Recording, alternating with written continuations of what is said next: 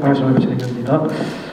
지금 전반부에서 발제 두 분의 발제문을 통해서 천안 예술들이 가야 될 방향, 현재 현황과 미래를 향한 어떤 방향의 부분이 있는가를 좀 들은 상황인데요. 이게 잘 와닿지는 않고 좀 더 좀 디테일하게 좀 어떤 방식으로 좀 접근해야 될까 이 부분을 좀 고민을 해봤습니다. 이제 예를 들면 지금 플랫폼 우리 문화예술계가 앞으로 인구 70만 도시에 문화예술이 없다는 얘기를 듣고 이럴 때에 이 나무를 건강하게 하는 방법은 어떤 것들이 있을까요?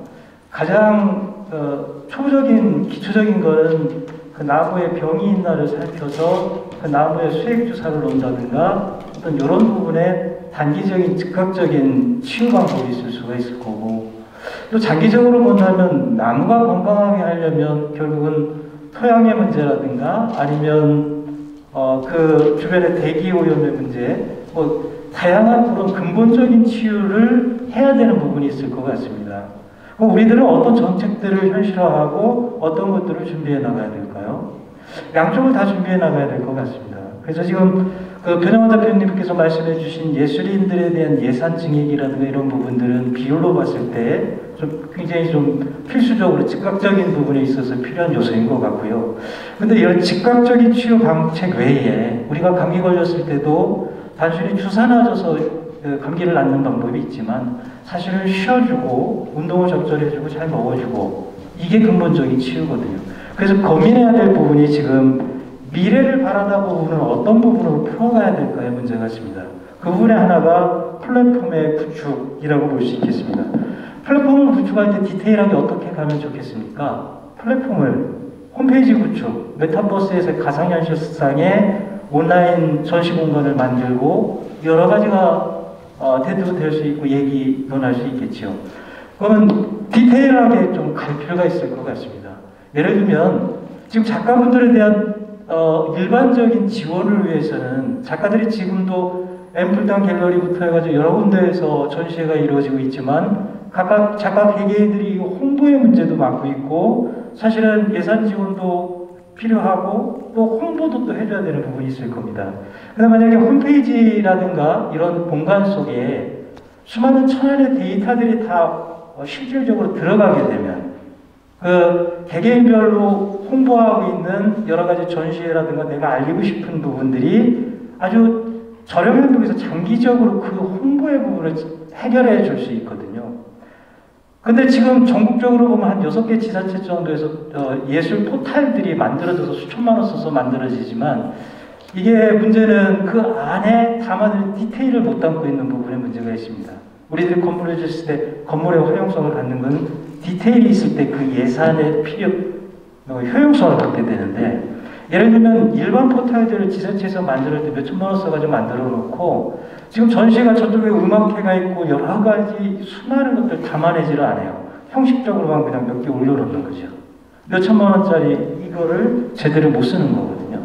근데 만약에 우리들의 천안시에서 포탈이 만들어질 때는, 플랫폼이 만들어질 때는 이제 정말 실질적으로 가야 된다. 예를 들면 전시회가 이루어지는 거 각각 개개인의 작가들이 지금 전시회를 어디선가 하고 있어요. 그러면 그 작가들이 직접 올리는 책에 내가 홍보하기 위해서 전시회에 수많은 사람들이 왔을 때 그 전시의 성황도가 결국은 성공 전시회인데, 그런 면에서 이 포탈을 구축을 할 때는 각 수많은 작가, 청년 작가들 또 수많은 작가들이 나의 전시를 홍보해요. 음악가가 저기에서 지금 콘서트를 하고 있으면 자기가 올릴 수 있는 어떤 구조 체계를 만드는 겁니다. 그래서 기존의 포털과는 좀 더 디테일하게 들어가서 구축할 필요가 있을 것 같고요. 예를 들면 아까 이홍근 교수님 말씀해 주신 온라인과 메타버스의 환경을 구축할 때도 온라인과 오프라인의 양쪽을 같이 구축해야 되는 걸 굉장히 동의를 합니다. 예를 들면 온라인을 지금 유튜브 채널도 만들어져야 될 필요가 있습니다. 지금 작가들을 어디를 홍보하고 싶고 어느 전시를 홍보할 때 유튜브의 환경은 지금 단기간 한 2, 3년 정도 흐름 속에서는 가장 효과적인 홍보 체계이거든요. 이건 많은 예산은 안 들어가는데 작가 전체에 대한 지원책이 될 수 있거든요. 그래서 이 플랫폼을 구축을 할 때도 지금 온라인상의 이러한 부분들과 오프라인 구축, 지금 오룡동에 만들어지는 공간, 또 삼거리에 만들어지는 어떤 공간들, 또 유량동, 다양한 구축될 수 있는 하드웨어적 장소가 있습니다. 그쪽의 구축을 작가들의 전시 작품들이 있고 뭐 이런 식의 하드웨어 같이. 1분 드리겠습니다. 마무리해 주십시오. 예. 그래서 그런 식으로 그 플랫폼 구축에 대해서는 좀 더 그런 식으로 좀 접근할 필요가 있을 것 같고요.